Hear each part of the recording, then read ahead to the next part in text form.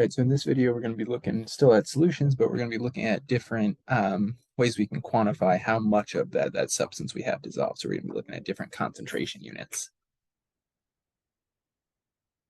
The first one is going to be mass percent, and then just like anything percent, it's just going to be kind of the part that we're interested in on top over the entire thing times 100. So if we're thinking about a test score, it's the points that you got over the total points available times 100.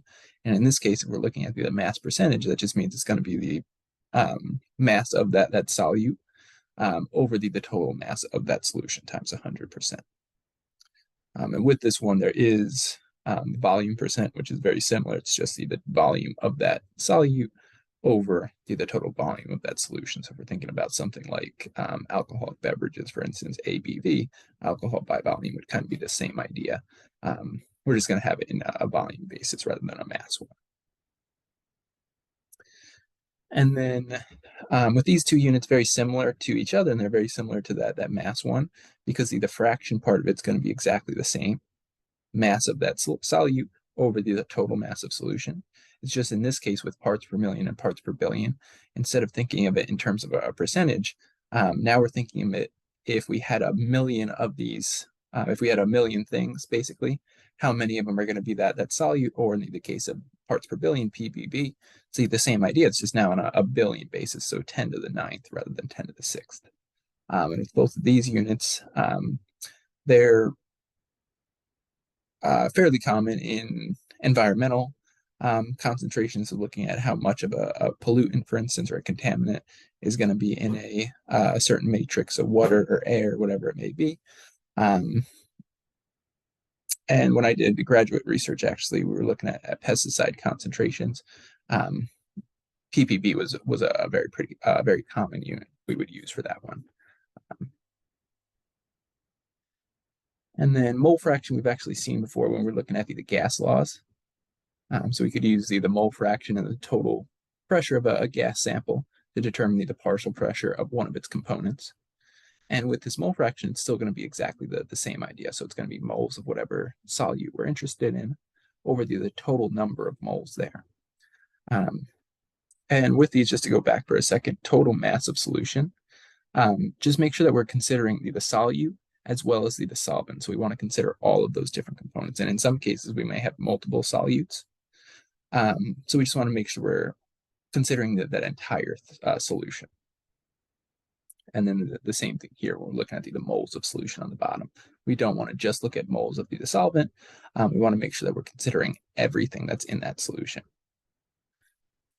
And then with this one, there's just not going to be any units on it. So with the previous two, we would have percentage or ppm, ppb. But in this case, since it's moles on top over moles on the bottom, we're going to see that's just going to cancel. And we're just ultimately going to be left with a decimal.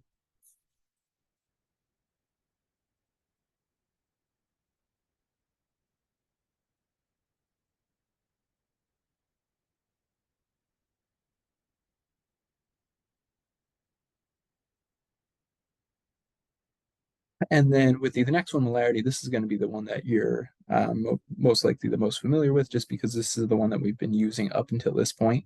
So whenever we were working with solutions in the lab, we always had them on we always had the concentration expressed on a molarity basis. But one drawback of this unit is that the denominator, that liter, is going to be temperature dependent. So if we think about a liquid, as we heat it up or cool it down, that volume is going to change slightly with that change in temperature. So we're going to see with the concentration that if we're expressing it in terms of molarity, there's going to be a slight deviation from whatever we're considering that concentration to be if we then heat it or cool it down from that initial temperature. And then with molarity, like I mentioned, this is the one that we see the most often in lab, the one that we've used the most to this point. But in terms of a lot of different research areas, in some of them, they may use molarity, but a lot of the times we're going to be using or I shouldn't say we are, the researchers themselves are going to be using different concentration units. So if you ultimately wind up going to do some type of research related to chemistry, or even any sort of science that's going to then have different solutions involved, even though we typically use molarity the most often, in a situation like that, you probably wind up using a different concentration unit for the most part. In certain cases, you'll still use molarity, but a lot of the times you use a different unit there. And then the next one's going to be very similar, molality. So we're kind of just replacing that R with an L. And then in this case, we've got the lowercase m as the unit rather than the capital M. But with this one now, instead of liters of solution on the bottom, we're just going to have kilograms of solvent. And with this, it's going to be temperature independent because with the mass, as we heat it up or cool it down, as long as we're not actually just removing it from the sample, that mass is going to stay constant throughout. So this is going to be a temperature independent unit, whereas the molarity will fluctuate slightly with changes in temperature, so that volume is going to change as the density of that solution changes.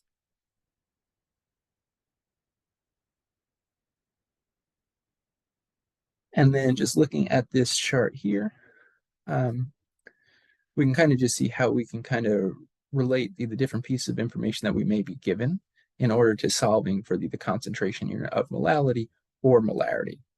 So if we're looking here, if we're given the mass of the solute, we've then got to convert that to moles of solute, and that's going to be the case whether we're going to molality or molarity. And then if we've got the mass of the solvent, we can just immediately then get the molality by taking those two values. But if we wanted to get the molarity from that piece, we would then need to get the total mass of that solution. So we need to consider both of those components and then use the density to get the volume. And then at that point, we would be able to get the molarity. And then if we're thinking about any of these other things, we'd kind of just be working in the reverse direction. So if we're given the volume of the solution, we could use the density then to get the mass and kind of just follow the flow chart here to get those different pieces, depending on which of these pieces of information we're given and which one we're trying to get to. But with the next few slides, we're just going to look at a couple of examples of different hypothetical solutions. We're going to have information about those solutions, and we'll just want to calculate certain concentration units. So in this case, we want to figure out the molality, mass percent, and mole fraction of a calcium chloride solution if we take 55 grams of calcium chloride and dissolve it in 245 grams of water. So with these, if you want to practice on your own, as always, just kind of pause the video, give yourself a chance to do that. But I'm just going to kind of go ahead with this. And oops, let me get...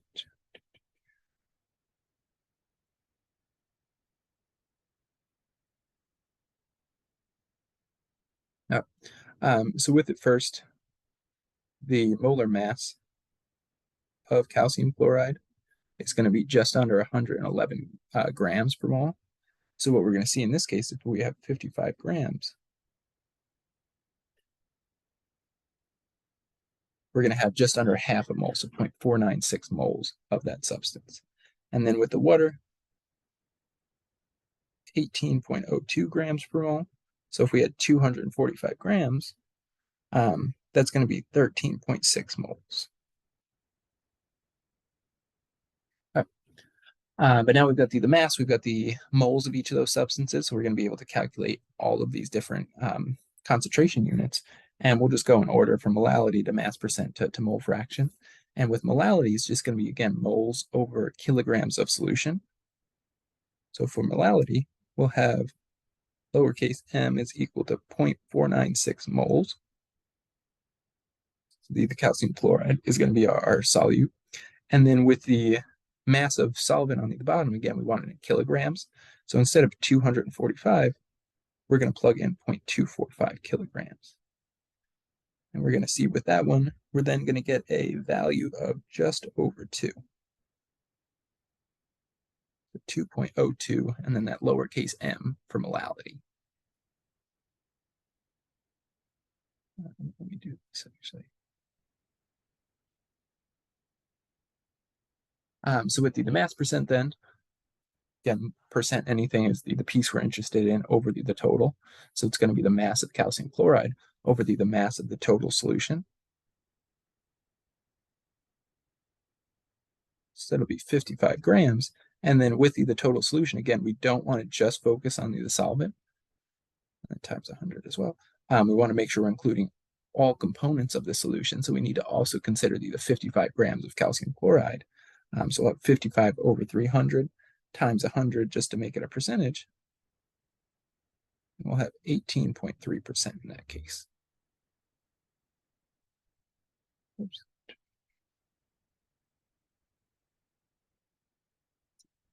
And then with the last one, mole fraction. So again, just the moles that we're interested in over the total.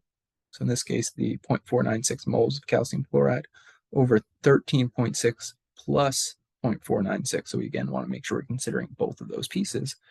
So we're going to have 14.1 moles total.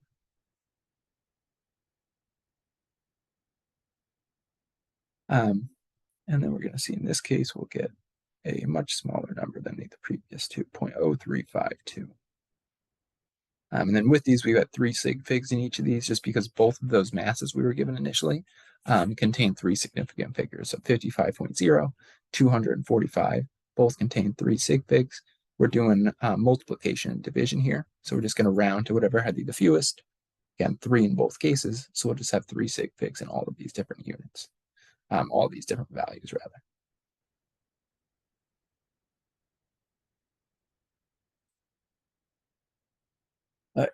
And then with the next one, kind of the same idea. It's just in this case, we're going to have a little bit more to do, because now we're going to have to use the density to get some of those values we need to input into those various equations. But again, we're looking for molality, mass percent, and mole fraction. But in this case, it's 62 grams of sodium hydroxide dissolved in 400 grams of water.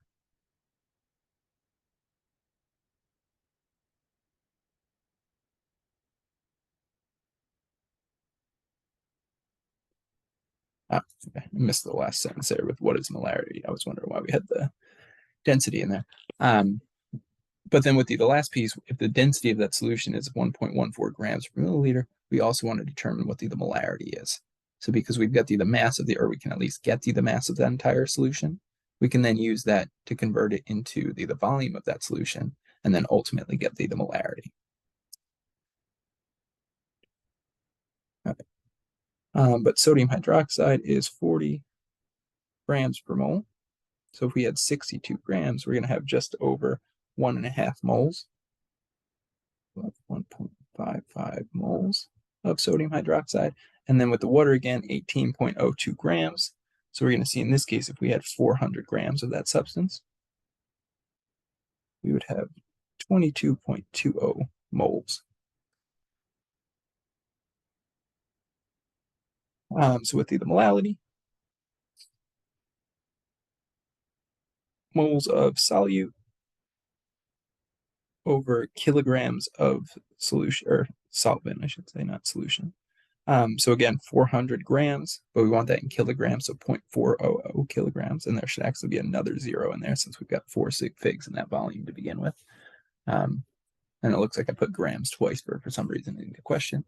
But we're going to see in this case with that molality, we should wind up with just a little under 4.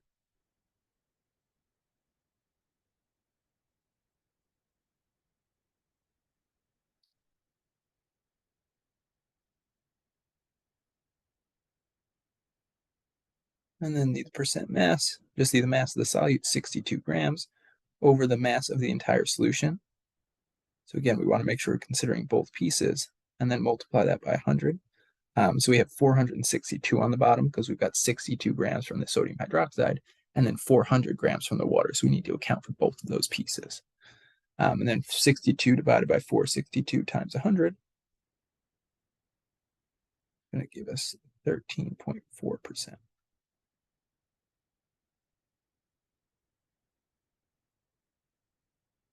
And then with the mole fraction, just like the last one, moles of the solute, 1.55 over the moles of the total solution. So in this case, is it going to be 23.75?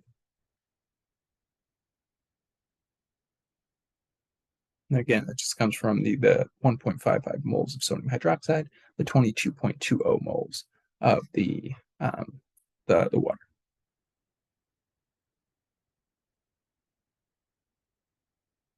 And then with these, since we had 3 sig figs in the mass of sodium hydroxide, we're going to have 3 sig figs in our final answer for each of these.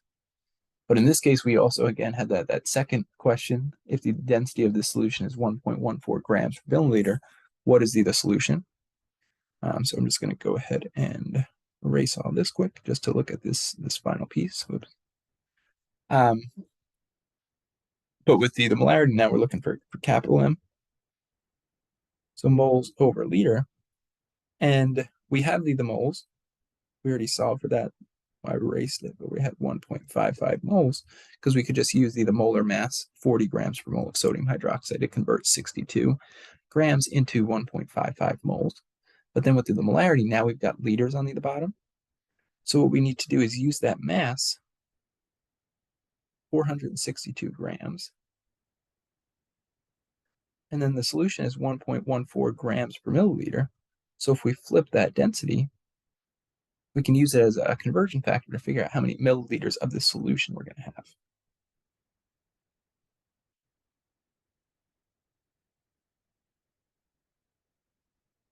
And if I did this correctly, we're going to have 405.3 milliliters. But with the molarity, we've got liters. So we just want to make sure we convert that, divide it by 1,000. So we'll have 0.0453 liters. And then with that, we're going to then wind up with a molarity of 3.82 capital M.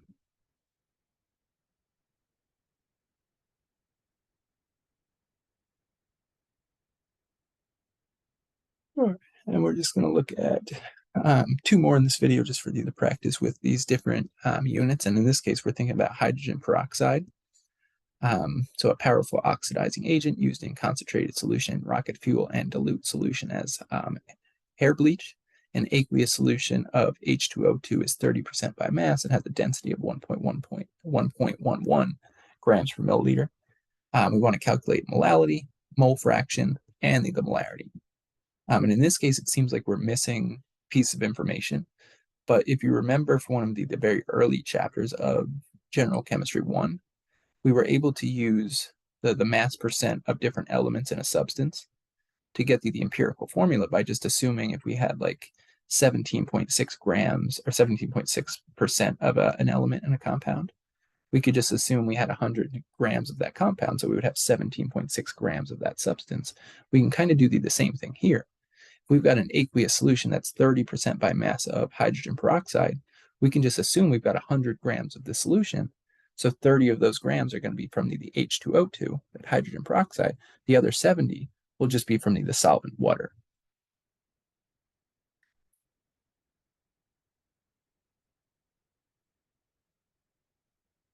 So 30 grams H2O2 means 70 grams H2O. And with that,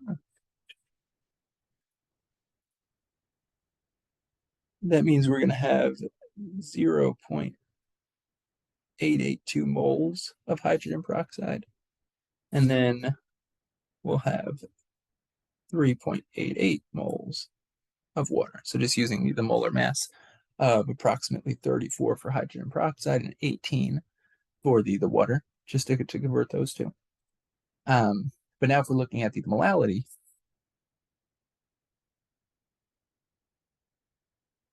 we've got 0.882 moles. And then we've assumed that we had 30 grams of peroxide, 70 grams of water. So in this case, we're just going to have 100 grams of solution, or 0.1 kilograms. Actually, whoops, that is incorrect. So with this would be the mass of the entire solution. But with molality, we're just looking at the mass of the solvent. So we should actually just have 0.7 kilograms there because we're going to have 70 grams of water. And then the other 30 grams is going to be from the solute. So in this case, what are we going to get there? So 12.6 mole.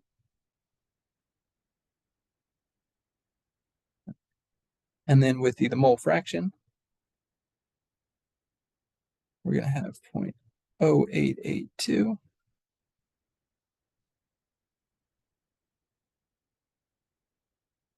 over 4.76.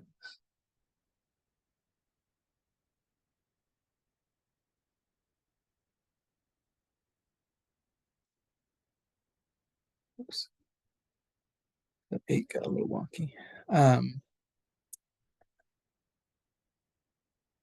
Oh, and then with the final one here, molarity. So again, we've got to use that density in order to determine the volume. And we just set that we could have set this to any mass we wanted, but I just picked 100 grams just to make it easy. Then we can just change the percentage from 30% just to 30 grams. So if we had 100 grams of solution, we can divide it by that density, just like we saw with the last one. The units are going to cancel.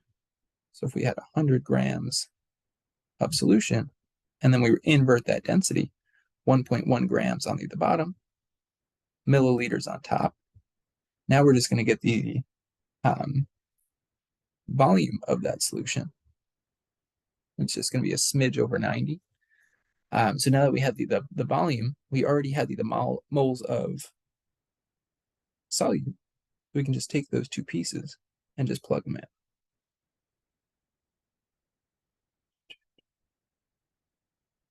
But just remember with the molarity, we need that volume in liters. So instead of 90.1 milliliters, we're going to plug it in as 0.0901 liters. And with that, that'll give us a molarity of 9.79 molar.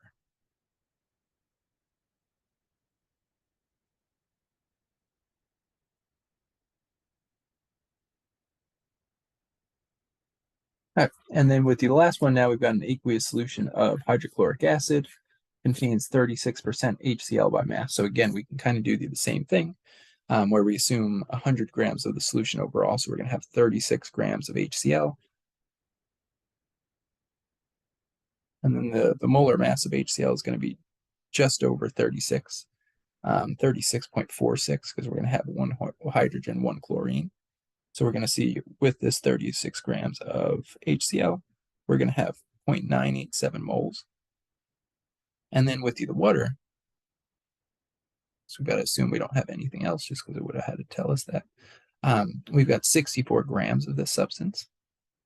And then with the molar mass of 18.02, that's going to leave us with 3.55 moles. So with A now, calculate the mole fraction of HCl in the solution. So we can just do 0.987 over 4.54 moles. And what we're going to see is that's going to give us a mole fraction of 0.217.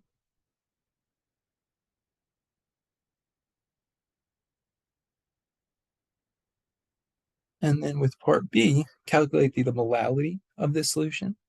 So molality M is just going to be the moles of that solute, so just under 1.987 moles. And then kilograms of solution, again, we assumed we had 100 grams of this solution, 64% of it being water, so 64 grams of that 100-gram solution is water. So we're going to have 0.0640 kilograms.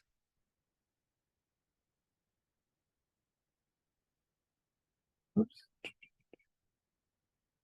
So the concentration in molality is just going to be 15.4 molal.